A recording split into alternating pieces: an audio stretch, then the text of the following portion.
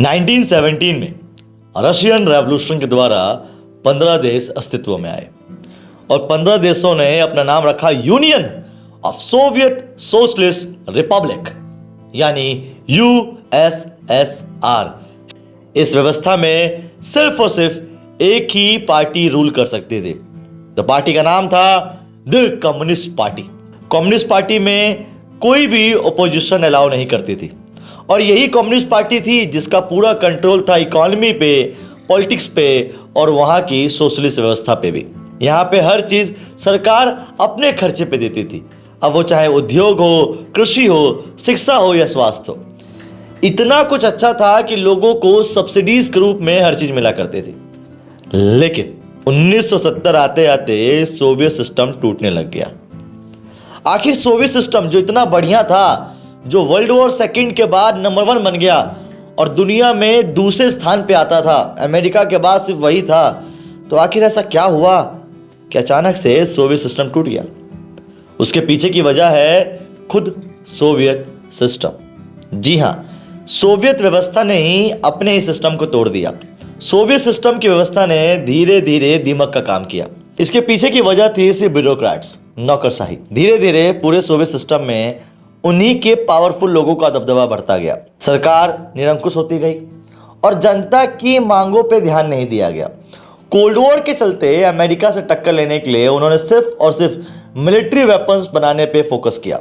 उसी की दूसरी तरफ कंज्यूमर गुड्स की डिमांड बढ़ती जा रही थी, लेकिन उसकी सप्लाई ऑलमोस्ट कम थी। जनता ये कह रही थी कि जब हमारे पास खाने को ही कुछ नहीं होगा तो हम अमेरिका से या दुनिया से आगे निकल के क्या करेंगे। लेकिन सोवियत सिस्टम ने एक ना सुनी। इस आग में घी डालने का काम किया 1979 में अफगानिस्तान अटैक। रशिया ने बिना किसी बहुत सॉलिड रीजन के अफगानिस्तान पे आक्रमण कर दिया, इस सोच में कि अफगानिस्तान की रिसोर्सेज हमारे हाथ में आ जाएंगे। पर अफगानिस्तान वॉर के चलते रशिया और ज़्यादा कमज़ोर हो गया। यूँ कहा जाए तो 1970 के अंत तक आते आते सोवियत सिस्टम में खाने की कमी हो गई और सोवियत अर्थव्यवस्था धीरे धीरे लड़खड़ाने लगी। लेकिन तभी आया 1980 का दौर।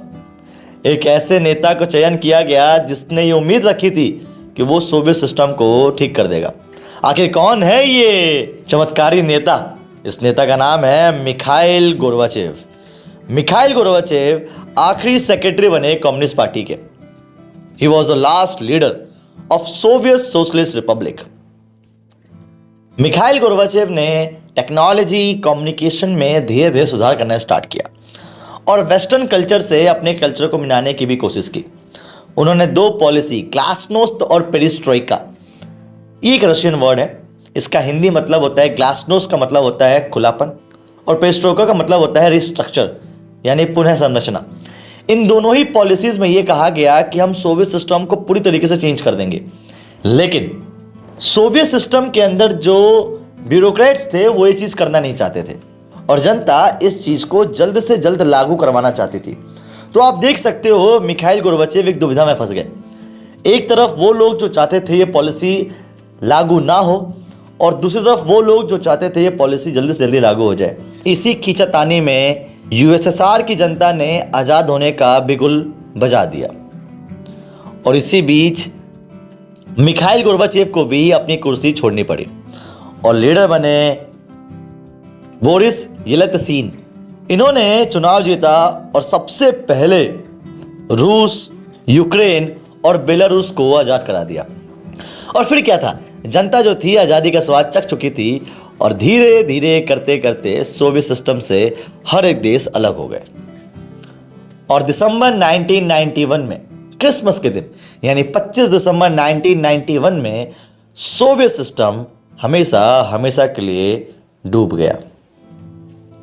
अच्छा, तो उन देशों को क्या हुआ जो नए नए आज़ाद हुए थे? उन्होंने एक अलग ग्रुप बनाया जिसका नाम रखा गया कॉमनवेल्थ ऑफ इंडिपेंडेंट स्टेट यानी CIS। इसे हिंदी में बोलते हैं स्वतंत्र राज्यों का राष्ट्रकुल। लेकिन आज भी रशिया USSR की भूमिका निभाता रहा है। अब सवाल वहीं आके अटक जाता है, आखिर सोवियत सिस्टम क्यों टूटा?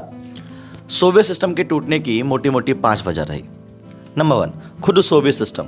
सोवियत सिस्टम में पॉलिटिकल पावर और करप्शन बढ़ता जा रहा था। Number 2, economic crisis.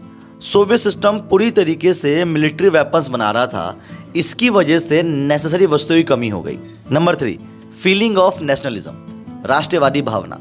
हर देश अपने आप को आज़ाद करने की होड़ में लगा हुआ था। चौथा, comparison with western countries. Cold war के दौरान दोनों एक दूसरे से आगे निकलने की रेस में थे, लेकिन वेस्टर्न कंट्रीज ज़्यादा अच्छे से ग्रो कर रही थी। यही बात ईस्टर्न कंट्रीज को भी चाहिए थी। आखिरी 5वीं, मिखाइल गोर्बाचेव की नीतियाँ। मिखाइल गोर्बाचेव की पॉलिसीज़ ने आग में घी डालने का काम किया। मिखाइल गोर्बाचेव की ग्लासनोस्ट और पेरिस्ट्रोइका की नीतियाँ लोगों के मन में एक उम्मीद लेके आ गई, लेकिन ये उम्मीद पे पानी फिर गया। इसकी वजह से सोवियत सिस्टम टूट गया। सोवियत संघ के टूटने से काफ़ी सारे परिणाम निकले, काफ़ी सारे कॉन्सिक्वेंसेज हुए। सबसे पहला, 70 साल से चलता आ रहा कोल्ड वॉर जो अमेरिका और सोवियत संघ के बीच था वो खत्म हो गया। दूसरा, दुनिया में सबसे बड़ा देश अमेरिका है, ये बात साबित हो गई। तीसरा, दुनिया में सबसे बड़ी फिलॉसफी कैपिटलिज्म है, ये बात भी साबित हो गई। चौथी, दुनिया में 15 अलग अलग देश आ गए। 5वीं, अब जब कोल्ड वॉर खत्म हो चुका है तो हथियारों की होड़ भी खत्म हो गई थी। और आखिरी, बहुत सारे देश नाटो में, नॉर्थ अटलांटिक ट्रीटी ऑर्गेनाइजेशन, जो अमेरिका का एक संगठन है, उसमें शामिल हो गए। अब यार आखिर ये रशिया का हुआ क्या? रशिया ने एक शॉक थेरेपी अपनाई। Shock therapy? ना, ये कोई करंट देने वाली थेरेपी नहीं है। शॉक थेरेपी का मतलब है आघात पहुंचा के उपचार करना। इसका मतलब होता है किसी इंसान को नुकसान पहुंचाओ और बाद में उसको थेरेपी दे दो। रशिया में भी यही हुआ। रशिया ने कहा, भैया मैं लुट गया, बर्बाद हो गया, हमारे सारे देश अलग हो गए, समाजवादी व्यवस्था चरमरार हो गई, अब मैं क्या करूं? तो वर्ल्ड बैंक और IMF ने कहा, अरे कोई दिक्कत नहीं है, हम है ना, तुम एक काम करो, तुम सोशलिज्म से कैपिटलिज्म में चले जाओ और अपनी सारी कंपनियों को बेच दो। इससे तुम्हारी कंपनियों को नुकसान होगा, शॉक तो मिलेगा, लेकिन भविष्य में थेरेपी भी हो जाएगी। शॉक थेरेपी के दौरान दुनिया की सबसे बड़ी गराज सेल हुई, मतलब ब्लैक मार्केटिंग। सस्ते दामों पे चीज़ें खरीद के, कंपनियां खरीद के महंगे दामों पे बेची जाती थी। रशियाई करेंसी रूबल की वैल्यू बिल्कुल डाउन हो गई और रशिया में पूरी इंडस्ट्रीज 90% तबाह हो गई। बहुत ज़्यादा शौक था, लेकिन भविष्य में जब हम सोशलिज्म से कैपिटलिज्म में आए तो स्लो करते ही सही रशिया आज अच्छे मुकाम पे है।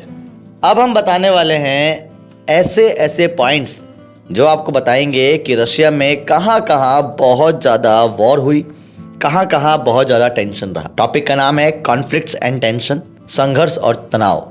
अब मैं ये कहूँ कि भैया किस किस देश में संघर्ष रहा, किस किस देश में कॉन्फ्लिक्ट हुए, तो मुझे लगता है गलत होगा। मुझे ये कहना पड़ेगा किस किस देश में कॉन्फ्लिक्ट नहीं हुए। सोवियत संघ के ऑलमोस्ट सभी स्टेट में कहीं ना कहीं कोई ना कोई वॉर होती रही है। रूस के 2 स्टेट चेचेन्या और ताजिकिस्तान में बहुत सारे हिंसक आंदोलन चले। मॉस्को ने चेचन में विद्रोहियों से निपटने के लिए बहुत गंदा तरीका अपनाया। उसने सभी के सभी विद्रोहियों को बहुत बड़े तरीके से बमबारी करके मार दिया। ये मानव अधिकारों का हनन था। मध्य एशिया में ताजिकिस्तान 10 वर्षों यानी 2001 तक होम वॉर, सिविल वॉर, गृह युद्ध की चपेट में रहा और पूरा का पूरा ताजिकिस्तान ऑलमोस्ट बर्बाद हो गया। यहाँ आइए, ये है अजरबैजान। यहाँ पे एक आर्मेनियाई लोग अलग आर्मेनियाई स्टेट बनाना चाहते थे। यहाँ भी बहुत ज़्यादा दंगे हुए। ये देखिए, ये है जॉर्जिया। जॉर्जिया के 2 प्रांत स्वतंत्रता चाहते थे और यहाँ भी होम वॉर बहुत लंबे समय तक चला। यूक्रेन, कजाकिस्तान, जॉर्जिया में मौजूद शासन को हटाने के लिए कई सारे वॉर बहुत लंबे समय तक चलते रहे। तो ये सारी बातें कुल मिला के हमें बताती है कि USSR में बहुत सारे स्टेट ऐसे रहे हैं, या यूँ कहा जाए सारे स्टेट्स ऐसे रहे हैं जिन्होंने दंगों का, सिविल वॉर का सामना किया है। भारत और रशिया, इनके तो संबंध सबको पता है। नाटी हो रहे हो। रशिया और भारत के संबंध में आप आर्थिक बातें करो तो रशिया ने हमारे बहुत सारे आर्थिक उद्योगों में हेल्प की है। सांस्कृतिक बात करें तो इंडियन बॉलीवुड मूवीज बहुत ज़्यादा लेवल पे रशिया में फेमस है। इसके अलावा रशिया और भारत बहुत बड़े लेवल पे ट्रेड भी करता है और इंदिरा गांधी के समय पे इंडिया ने रशिया के साथ 20 वर्ष की दोस्ती भी की थी और आज भी रशिया से बहुत बड़े लेवल पे मिलिट्री वेपन्स आते हैं। तो दोस्तों, यही था आपका पहला chapter, end of biopolarity. I hope आपको मज़ा आया होगा और इसी प्रकार की और वीडियोस के लिए चैनल को सब्सक्राइब कीजिएगा, वीडियो को लाइक कीजिएगा और आपका लाइक 10,000 व्यूज़ ही बताएंगे कि पार्ट 2 यानी चैप्टर 2 आएगा या नहीं आएगा। रुक जाओ, कुछ पोस्ट क्रेडिट सीन भी है, देखते हुए जाओ। ये उन लोगों के लिए है जो मेरे रियल सब्सक्राइबर्स हैं। बात है बर्लिन की। बर्लिन की दीवार 150 किलोमीटर लंबी थी जो 1961 में बनी, पर अफसोस जब सोवियत संघ टूट गया तो ये दीवार क्या करेगी। ये दीवार बर्लिन को 2 हिस्सों में इसलिए बांटती थी क्योंकि आधा हिस्सा समाजवादियों को मानता था, सोशलिज्म को मानता था और आधा हिस्सा कम्युनिज्म को मानता था। लेकिन 1989 में जनता ने इसे तोड़ दिया और आज यहाँ पे सब लोग एक ही व्यवस्था को मानते हैं, वो है, सब कुछ बता दें। लाइक करो यार। बाय बाय, टेक केयर, जय हिंद, जय भारत।